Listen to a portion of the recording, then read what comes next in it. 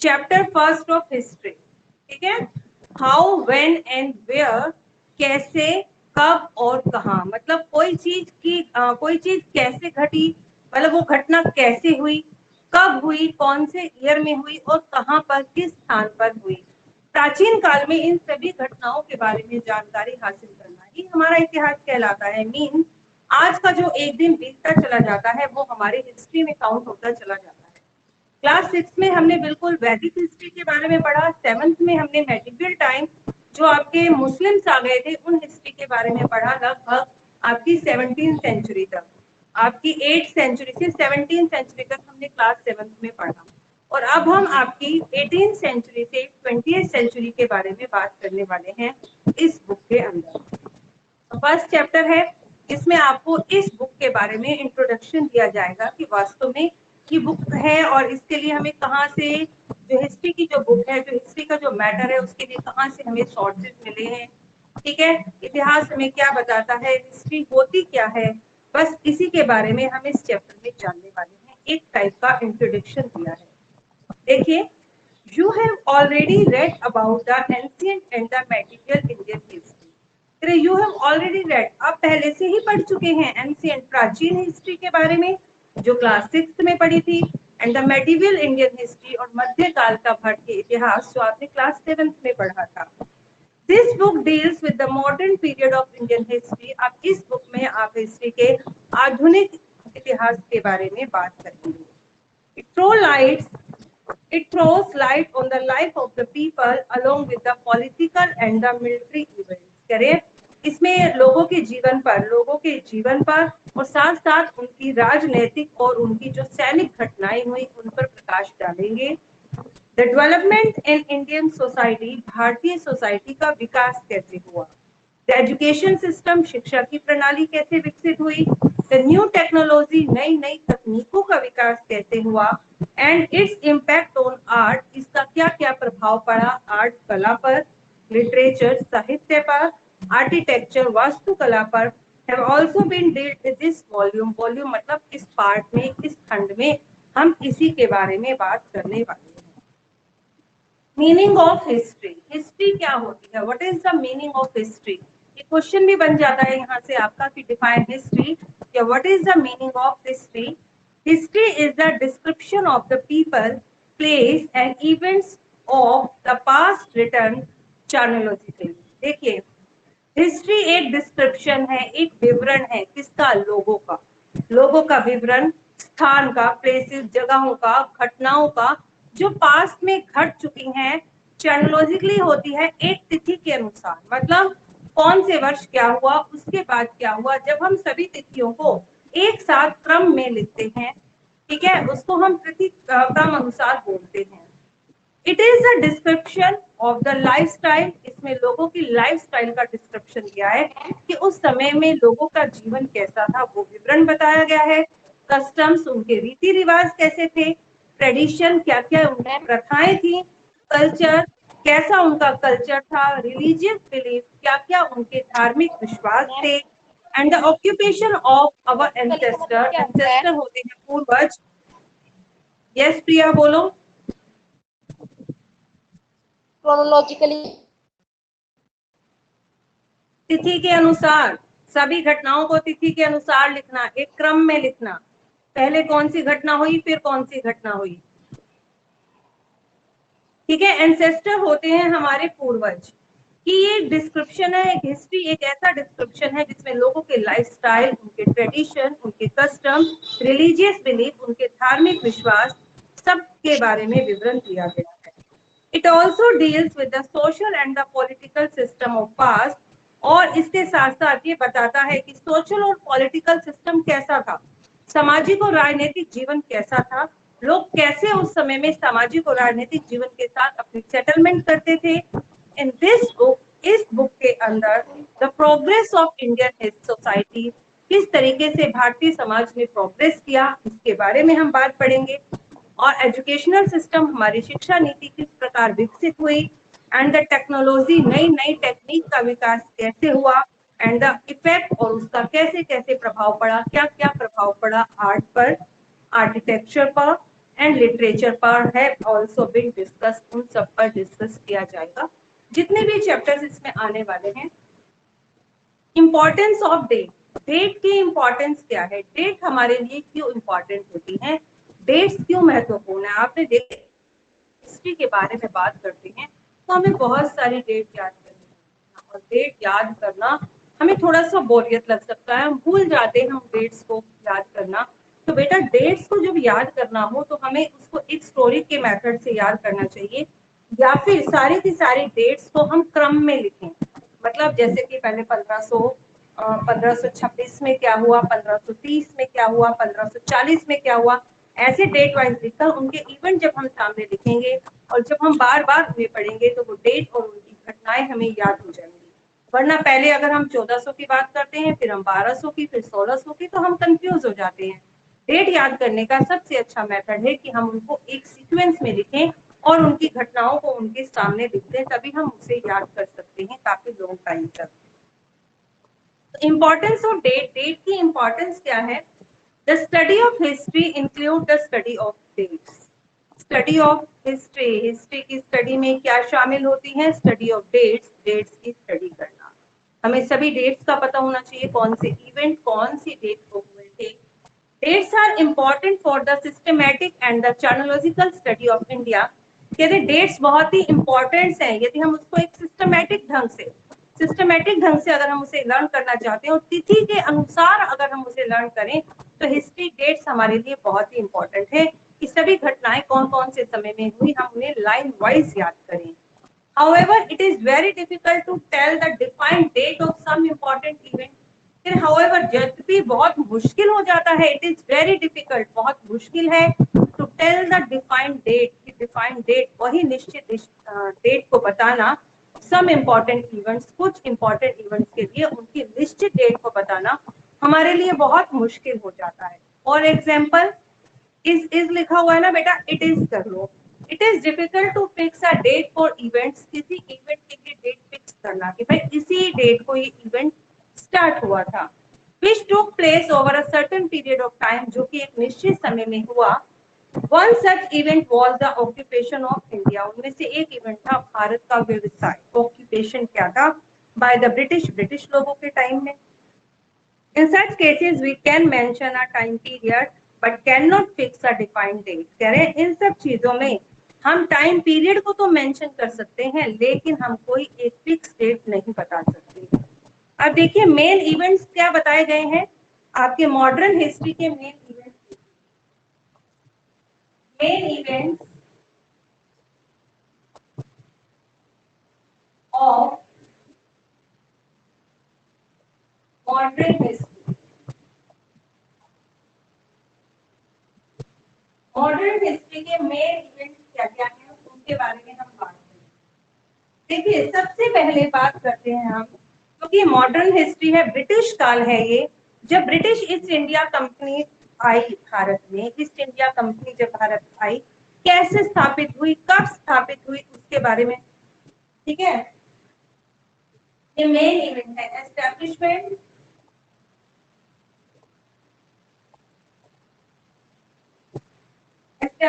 Of the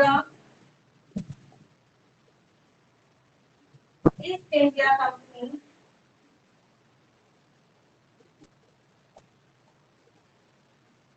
ठीक है, भारत में ईस्ट इंडिया कंपनी की स्थापना सन 1600 में हुई थी बेटा। ये आगे आगे जैसे जैसे चैप्टर चलेंगे हम इन सभी घटनाओं के बारे में बात करेंगे, लेकिन हम यहाँ पर सिर्फ मॉडर्न हिस्ट्री के मेन इवेंट्स कौन कौन से हैं वो जानेंगे।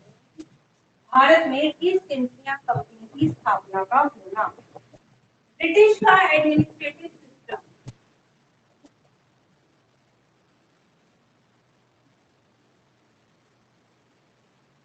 एडमिनिस्ट्रेटिव सिस्टम, एडमिनिस्ट्रेटिव सिस्टम मतलब ब्रिटिश लोगों का प्रशासनिक सिस्टम। किस तरीके से उन्होंने अपने प्रशासन को स्ट्रॉन्ग बनाया और अपने प्रशासन को मतलब लोगों पर कंट्रोल करने के लिए जो उन्होंने नई नीतियां बनाई, क्या क्या थी वो, उनका एडमिनिस्ट्रेटिव सिस्टम कैसा था, किस तरीके से वो अपने प्रशासन को चलाते थे, ये सब आएगा आपका इसमें। Number third, British revenue and administrative policies।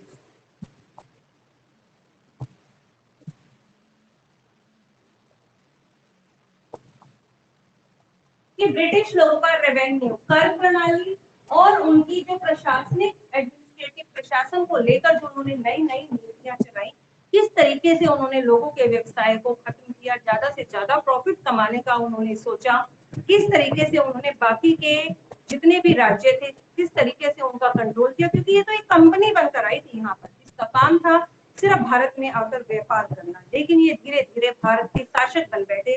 उन्होंने कौन कौन सी नई रेवेन्यू सिस्टम चलाया, कौन कौन से उन्होंने एडमिनिस्ट्रेटिव पॉलिसीज चलाई, ये सभी हमारी मॉडर्न हिस्ट्री की मेन घटनाओं में आते हैं। नेक्स्ट है आपका development of industrialization. Development of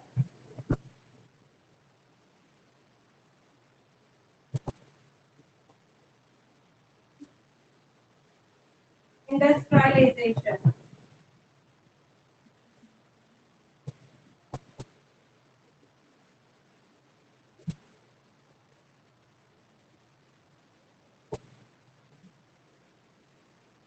कि किस तरीके से भारत में इंडस्ट्रियलाइजेशन का विकास हुआ, औद्योगिकीकरण का विकास हुआ, नई नई फैक्ट्रीज बनने लगी। ठीक है, उन फैक्ट्रीज में किन किन चीजों का उत्पादन किया जाता था, विदेशों में किन किन चीजों की डिमांड थी, और अपने व्यापार को ज्यादा बढ़ाने के लिए ब्रिटिश लोगों ने क्या क्या नीतियां अपनाई, वो सब हम करेंगे।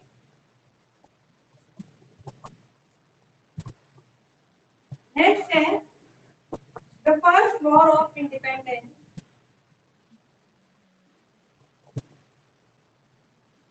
First War of Independence 1857 में हुआ ये। 1857 का विद्रोह, 1857 रिवॉल्ट, ठीक है। 1857 की जो क्रांति थी उसने ब्रिटिश लोग ये जान गए थे कि अब भारतीय लोग यदि एक हो गए, क्योंकि 1857 के अंदर जो अलग अलग राज्यों से जो लोग थे वो एक साथ मिलकर उन्होंने अपनी स्वतंत्रता के लिए, चाहे उनकी मतलब अपने अपने राज्यों को स्वतंत्र कराने के लिए वो ये काम कर रहे थे, लेकिन उनके इस वॉर से, उनके ये प्रथम विश्व युद्ध को माना जाता है स्वतंत्रता का प्रथम विश्व युद्ध, 1857 का जो विद्रोह हुआ, उससे जो ब्रिटिश लोग ये जान रहे थे कि एक ना एक दिन उन्हें भारत छोड़कर जाना ही होगा। ये जो 1857 की क्रांति हुई ये इतनी पावरफुल थी, लेकिन ये इसका एक सबसे बड़ा मेन रीजन क्या था कि ये क्रांति उस वक्त में सफल नहीं हो पाई कि अलग अलग जो भाग भारत के बटे हुए थे, अलग अलग जो प्रदेश थे, अलग अलग जो टेरिटरीज थी, वहां के शासकों ने अलग अलग समय में विद्रोह किया।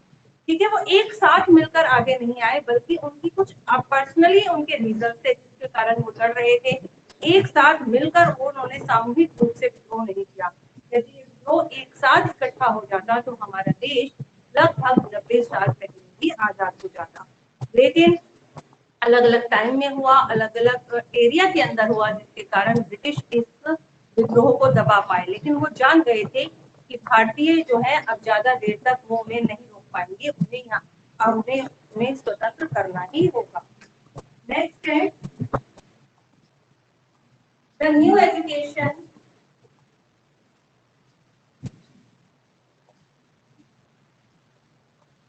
System.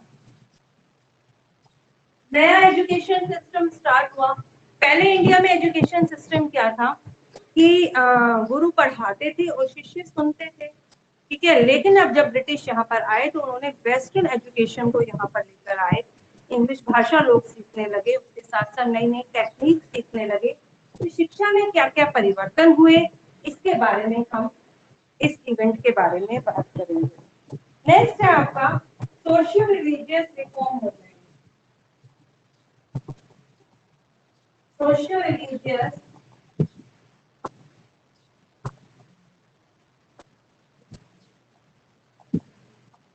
reform movement। Social religious मतलब सामाजिक और धार्मिक क्या क्या रिफॉर्म सुधार हुए, सुधार को लेकर क्या क्या आंदोलन हुए हमारे भारतीय समाज में, कई प्रकार की सामाजिक और धार्मिक बुराइयां थी। ठीक है, उन सामाजिक और धार्मिक बुराइयों को दूर करने के लिए क्या क्या प्रयास किए गए और किस तरीके से नए नए एक्ट पास हुए जिससे कि इन बुराइयों को दूर किया गया, उनमें से कुछ के बारे में आप जानते हैं, जैसे कि सती प्रथा, बाल विवाह, ठीक है, विधवा पुनर्विवाह, विधवा विवाह नहीं होता था, विधवा पुनर्विवाह को अनुमति दी गई, लड़कियों की शिक्षा पर जोर दिया गया। तो कई प्रकार की सामाजिक बुराइयां थी हमारी कंट्री के अंदर जिन पर पाबंदी लगी और उनमें सुधार करने की कोशिश की गई समाज सुधारकों के द्वारा, सोशल रिफॉर्मर्स के द्वारा। और धार्मिक ऊंची और नीची जाति में जो भेदभाव होता था, ठीक है, और छुआछूत की जो भावना थी देश के अंदर, किस तरीके से जो हमारे सुधारक थे, समाज सुधारक थे, उन्होंने किस तरीके से आंदोलन चलाए और ये सुधार करने की कोशिश की। और इसमें ब्रिटिश गवर्नमेंट ने भी उनका साथ दिया। सती प्रथा पर पाबंदी लगाना, विधवा पुनर्विवाह की अनुमति देना, लड़कियों को शिक्षा की अनुमति देना, बाल विवाह पर प्रतिबंध लगाना, इन सब काम में ब्रिटिश भी समाज सुधारकों के साथ थे और उन्होंने ही ये नए एक्ट पास किए थे जिसमें सती प्रथा पर पाबंदी लगा दी गई, बाल विवाह पर प्रतिबंधी लगाई गई, विधवाओं को दोबारा शादी करने का आदेश दिया गया, मतलब उन्हें एलो कर दिया गया कि अगर कोई विधवा विवाह करना चाहती है तो कर सकती है। जोहर प्रथा पर प्रतिबंध लगाया गया। ठीक है, आगे देखिए।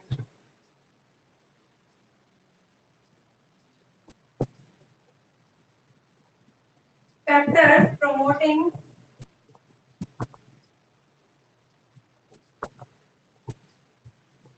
nationalism।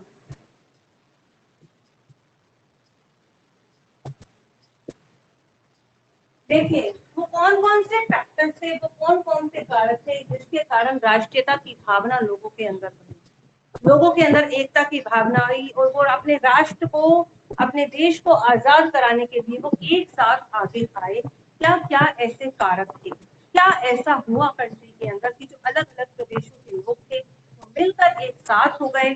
ठीक है, ब्रिटिश लोगों ने भी कई ऐसे जैसे ब्रिटिश लोगों ने रेल का निर्माण किया, जब उन्होंने ट्रेन चलाई अलग अलग प्रदेशों के लोग एक दूसरे के साथ आने लगे, समाचार पत्र बन गए, कई ऐसे नए नए कारक थे जिसके कारण क्या हुआ, लोग एक दूसरे की प्रॉब्लम्स को समझने लगे, एक प्रदेश के लोग दूसरे प्रदेश को, जब सबने जाना कि हम सबकी प्रॉब्लम्स तो एक हैं, तो वो सब एक साथ इकट्ठे हुए और उन्होंने अपने देश को आजाद कराने के लिए आंदोलन स्टार्ट किया। तो इस तरीके से कई फैक्टर ऐसे थे जिन्होंने राष्ट्रीयता को बढ़ावा दिया। ये एक इम्पॉर्टेंट इवेंट है मॉडर्न हिस्ट्री का। और ये है आपका इंडियन नेशनल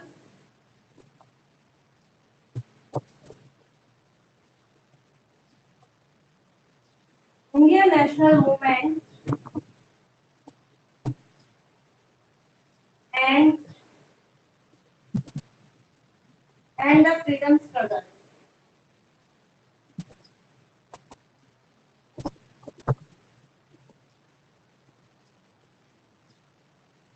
देखिए इंडियन नेशनल मूवमेंट, भारतीय का राष्ट्रीयता के लिए आंदोलन होने लगे, लोग अपने देश को आजाद करने के लिए एक साथ हो गए और भारतीय मतलब स्वतंत्रता प्राप्त करने के लिए संघर्ष करने लगे। इस इवेंट के बारे में पढ़ेंगे कि कांग्रेस बनी। ठीक है, आगे आपने पढ़े होंगे बहुत सारे नेताओं के नाम, पंडित जवाहरलाल नेहरू, बाल गंगाधर तिलक, लाला लाजपत राय। ठीक है, कई सारे आंदोलन चलाए गए, जैसे महात्मा गांधी ने चलाया भारत छोड़ो आंदोलन, असहयोग आंदोलन, ठीक है, सिविल डिसोबीडियंस मूवमेंट जिसे कहा जाता है, नॉन कॉपरेशन मूवमेंट। इन सब मूवमेंट्स के बारे में हम इसमें बात करेंगे। और भारत आजाद हुआ 1947 को, भारत आजाद हुआ और आजादी होने के बाद भी भारत के सामने कौन कौन सी समस्याएं थी, क्या क्या समस्याएं आई जब भारत और पाकिस्तान का डिवीजन हुआ। तो ये नहीं कि डिवीजन बहुत इजीली हो गया, डिवीजन तो हुआ लेकिन बहुत सारी समस्याएं हमारे सामने आई, बहुत सारे लोग पाकिस्तान से यहाँ आए थे, यहाँ पर आकर उनके रहने का इंतजाम करना, उनको नए व्यवसाय देना। ठीक है, बहुत ही ज्यादा समस्या थी इस चीज को लेकर और किस तरीके से उनका पुनर्निवास किया जाए, उन्हें व्यवसाय दिया जाए, उनके भोजन का इंतजाम किया जाए, ठीक है, उन्हें रहने के लिए जगह दी जाए, जगह जगह शिविर लगाए गए। बहुत बड़ी संख्या में लोग पाकिस्तान से आए थे, एक अकेले दिल्ली के अंदर ही 5 लाख लोग थे। बहुत सारे लोग यहाँ से पाकिस्तान गए भी, बहुत सारे लोग यहाँ से पाकिस्तान चले गए, लेकिन बहुत सारे हिंदू पाकिस्तान से इंडिया आए थे। तो क्या क्या समस्याएं हुई, भारत जो है आप देखते हैं ना मगध का प्रदेश अलग था, अवध का प्रदेश अलग था, ठीक है, मराठा अलग थे, है ना, सिखों ने अपना अलग साम्राज्य स्थापित कर रखा था। अलग अलग साम्राज्यों को एक कर कर एक भारत राष्ट्र बनाना भी हमारे सामने एक बहुत बड़ी समस्या थी। अलग अलग रियासतें थी, अलग अलग रियासतों को एक करना और मिलाकर एक भारत देश बनाना, एक ही यहाँ पर सरकार का चलना, इन सब राज्यों को इकट्ठा करना कि लोग अपने जातिगत भेदभावों को भूलें कि हम लोग तमिल हैं, हम लोग बंगाली हैं, हम हरियाणवी हैं या हम पंजाबी हैं, ठीक है। इन सब भेदभाव को दूर कर कर वो सब रियासतें मिलकर एक हुई। इनमें सरदार वल्लभ भाई पटेल का बहुत बड़ा हाथ था, जिन्हें लौह पुरुष के नाम से भी जाना जाता है। और इन सब एक होने के बाद भी जो हमारा भारत था वो क्या हुआ, एक देश के रूप में आगे आया। तो ये सब इवेंट्स है मॉडर्न हिस्ट्री। ठीक है बेटा, आगे देखिए, पेज चेंज कर लीजिए। H4 नंबर पेज है, the modern period a time frame, time frame है, ठीक है। देखिए, इंडियन हिस्ट्री डिवाइडेड, जो हिस्टोरियंस हैं, जो इतिहासकार हैं, उन्होंने भारतीय इतिहास को कई भागों में बांटा है। Historians have divide Indian history on different basis, उन्होंने भारतीय इतिहास को कई अलग अलग आधारों में बांटा। जेम्स मिल कौन थे? एक ब्रिटिश इकोनॉमिक्स और थिंकर थे, ब्रिटिश आर्थिक और विचारक थे। जेम्स मिल ब्रिटिश थे और उन्होंने एक बुक लिखी, उनकी बुक का नाम था a history of British India. उनकी बुक का क्या नाम था बेटा? A history of British India. इस बुक के राइटर थे जेम्स मिल, जो कि एक ब्रिटिश इकोनॉमिक्स और एक थिंकर थे। Has divided the Indian history, उन्होंने इंडियन हिस्ट्री को डिवाइड कर दिया इन द थ्री पीरियड के अंदर। कौन कौन से पीरियड थे वो? Hindu, Muslim and British. जो हम क्लास 6 में पढ़े उसमें हमने किसी भी मुस्लिम राजा के बारे में नहीं पढ़ा, वो हिंदू इतिहास था, फिर मुस्लिम इतिहास शुरू हुआ और फिर ब्रिटिश इतिहास। इस टाइप से उन्होंने बांट दिया। देयर आर अदर हिस्टोरियंस, लेकिन कुछ और भी इतिहासकार थे who have simplified his division, जिन्होंने अपना डिवीजन किया भारतीय इतिहास का by categorizing the Hindu, Muslim and Christian period. उन्होंने हिंदू, मुस्लिम और क्रिश्चियन नाम दिया। सम अदर स्कॉलर्स, कुछ और भी विद्वान थे, have divided into three periods, जिन्होंने इन्हें तीन पीरियड में डिवाइड किया, एंशिएंट, मेडिवल और मॉडर्न। ठीक है, all these divisions have their own merits as well as demerits. इन सब डिविजन्स के अपने अपने गुण हैं और अपने अपने अवगुण भी हैं, अपनी अपनी शॉर्ट कमिंग्स भी हैं, अपनी अपनी कमियां भी हैं। फॉर एग्जाम्पल, यदि हम बात लेते हैं हिंदू, मुस्लिम और ब्रिटिश की, तो मतलब क्या जब हिंदू थे, क्या जब मुस्लिम पीरियड आया, तो क्या उस वक्त में कोई हिंदू राजा नहीं था? बस हमने धर्म को लेकर उस पूरे टाइम पीरियड को मुस्लिम का टाइम पीरियड बना दिया, तो ये करना तो गलत है। ठीक है, जब ब्रिटिश काल आया तो रहते तो यहाँ हिंदू थे, हिंदू राजा थे, हिंदुओं के कल्चर थे, लेकिन उसको टाइम देना ब्रिटिश या क्रिश्चियन, ये भी गलत है। तो सबसे ज्यादा जो पॉपुलर हुआ वो हुआ एंशिएंट, प्राचीन हिस्ट्री, मेडिवल, मध्यकाल की हिस्ट्री एंड मॉडर्न हिस्ट्री, आधुनिक हिस्ट्री। अब जो हम अपनी बुक पढ़ रहे हैं उसमें हमने हिस्ट्री को तीन ही टाइप में डिवाइड किया है, एंशिएंट, मेडिवल एंड मॉडर्न। देखिए, द वर्ल्ड मॉडर्न, जो वर्ल्ड मॉडर्न है, जो आधुनिक वर्ड है, शब्द है, that the period of history in which we are living, ये हिस्ट्री का वो टाइम है जिसमें हम जी रहे हैं, मॉडर्न हिस्ट्री है ये। However this word has been used by the Indian historians, हालांकि ये शब्द भारतीय इतिहासकारों ने बताया था, किसके लिए बताया था? To describe the life, describe the style of administration, कि उस वक्त में प्रशासन का स्टाइल कैसा था, आर्ट कैसी थी, आर्किटेक्चर, वास्तुकला कैसी थी, that have been developed the first half of 18th century, जो कि 18वीं शताब्दी के पहले उत्तरार्ध में बनती, and in the 19th and 20th century, 19वीं, 20वीं और 18वीं शताब्दी के हाफ सेंचुरी में। आपको पता है बेटा शताब्दी क्या होती है? सेंचुरी का मतलब होता है 100 वर्षों का समूह। 100 वर्षों के समूह को हम सेंचुरी कहते हैं। अब यदि हम बात करते हैं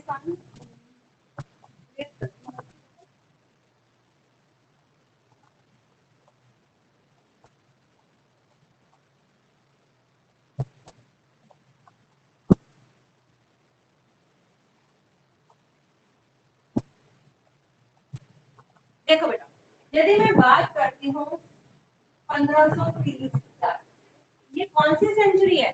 मीन्स 1500 तो कंप्लीट हो चुके, 1500 ईयर्स तो कंप्लीट हो चुकी है, मतलब 15वीं शताब्दी खत्म, और 1501 से आपकी 1600 तक आपकी 15th सेंचुरी स्टार्ट हो गई। समझ रहे हैं आप? अब ये कह रहे हैं आपकी 18th सेंचुरी के हाफ में, 18th सेंचुरी का हाफ क्या हुआ आपका, बताइए। 18th सेंचुरी का हाफ क्या हो जाएगा? 18th सेंचुरी कब स्टार्ट हुई? 1701 से। 1701 से स्टार्ट हुई, मतलब उसके पहले के 50 साल, 1701 से 1750 की बात कर रहे हैं। यदि हम बात करते हैं 19th सेंचुरी, 19th सेंचुरी का क्या मतलब है? मतलब 18वीं सेंचुरी खत्म, 18वीं सेंचुरी खत्म और 19वीं स्टार्ट। जब सन 1800 आया तो 18वीं सेंचुरी तो खत्म हो गई, 1801 से आपकी 19th सेंचुरी स्टार्ट हो गई, ये 1900 तक चली। और 1901 से 2000 तक आपकी 20th सेंचुरी, 2001 से 2000 3000 तक, नहीं बेटा, 2001 से आपकी यहाँ तक हो जाएगी आपकी 21वीं सेंचुरी। 2001 शुरू हुआ ना, अब 2021 चल रहा है, 2022 23 ऐसे करते तक 2099 आएगा, और फिर 2099 के बाद जब 2100 आएगा, 2100 साल आएगा ना, जब 2100 वर्ष होगा, तब हमारी 21वीं सेंचुरी खत्म हो जाएगी और 22वीं सेंचुरी स्टार्ट हो जाएगी आपकी 2101। आपको सेंचुरी का मतलब समझ में आ गया? अगर बात करें, कौन बताएगा मुझे, अगर हम बात करते हैं आप मुझे बताइए, आप 1398, 1398 कौन सी सेंचुरी है ये? 1398 कौन सी सेंचुरी होगी? एनीवन? कोई भी नहीं बताने वाला है? हाँ, 13 तो खत्म हो गई बेटा, कौन सी स्टार्ट हो गई? 14। 13 तो खत्म हो गई, 13 सेंचुरी मतलब 100 वर्षों का समूह। जब 100 वर्ष पूरे हो गए तो पहली सेंचुरी, 200 वर्ष पूरे हुए तो दूसरी सेंचुरी। अब यहाँ पर 1300 वर्ष तो कंप्लीट हो चुके, और 1300 से 98 वर्ष ऊपर चल रहे हैं, मतलब 14वीं सेंचुरी चल रही है। अगर मैं बात करूं 1757 ईस्वी की, ये कौन सी सेंचुरी है बताइए? 7। कौन बोला ये 7? किसने दिया बेटा ये आंसर? आदित्य ने? सौरभ बेटा एक बार सुनो, सौरभ क्या गौरव, सौरभ, सौरभ क्या आंसर दे रहे हो बेटा? 7। 7 कैसे हुई बेटा? 1700 साल कंप्लीट हो गए, 1700 पूरे हो गए, 18वीं सेंचुरी हो गई, 1700 ईयर तो कंप्लीट हो चुके, और 1701 से स्टार्ट हो गई है। अभी कौन सी सेंचुरी चल रही है? हम कौन सा, अभी कौन सा ईयर चल रहा है? 2021। कौन सी सेंचुरी है? हम कौन सी सेंचुरी में जी रहे हैं? एनीवन? कितने वर्ष कंप्लीट हो चुके, जल्दी बताइए। 2021 है, बताइए। एक को भी नहीं पता चला अभी? जल्दी बोलिए, लीव नहीं करने दूंगी क्लास अगर आंसर नहीं दिया तो। बोलो। रजत माइक ओपन करो, रजत माइक ऑन करो। Saurabh, yes ma'am. सौरभ 2021 मतलब 2000 सन को पूरे हो गए, मतलब 20वीं शताब्दी तो पूरी हो चुकी, और ये 20वीं शताब्दी तो पूरी अब 21वीं स्टार्ट है। हम 21वीं सेंचुरी में जी रहे हैं, समझ में आया आपको? अब मुझे बताइए ये कौन सी सेंचुरी है? ये कौन सी सेंचुरी है? 710।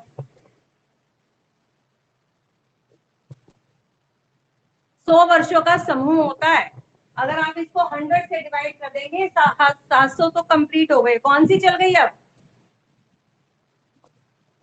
बताइए? कौन सी सेंचुरी स्टार्ट हो गई?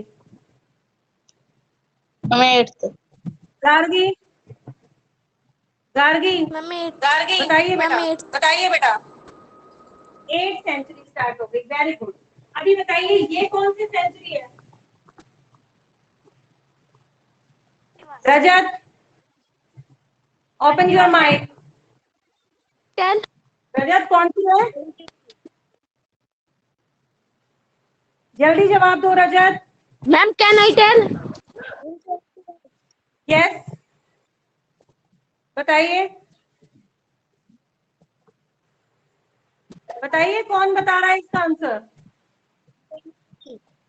नमन जल्दी बोलो बेटा, आप बोल 13 रहे हो तो। 13, वेरी गुड। आप इसको 100 से डिवाइड करके देखिए करो, जैसे अभी मैंने आपको बताया 2021। यदि मैं इसको 100 से डिवाइड कर दूं तो क्या है आपका, बताइए ना। यदि हम इसको 100 से डिवाइड कर दें तो क्या होगा बेटा आपका? 20 सेंचुरी कंप्लीट, और इसका मतलब क्या है, 21 वर्ष ऊपर हो गए। अब 20 सेंचुरी तो खत्म हो गई, 21वीं सेंचुरी चल रही है, क्योंकि 21 वर्ष ऊपर हो गए। एक वर्ष ऊपर होते ही अगली सेंचुरी स्टार्ट हो जाती है। क्लियर है सभी को? चलो अभी लीव करो, इसके बारे में अच्छे से मैं कल बात करूंगी एक बार फिर से। बाय मैम लीव कर दो बेटा क्लास। बाय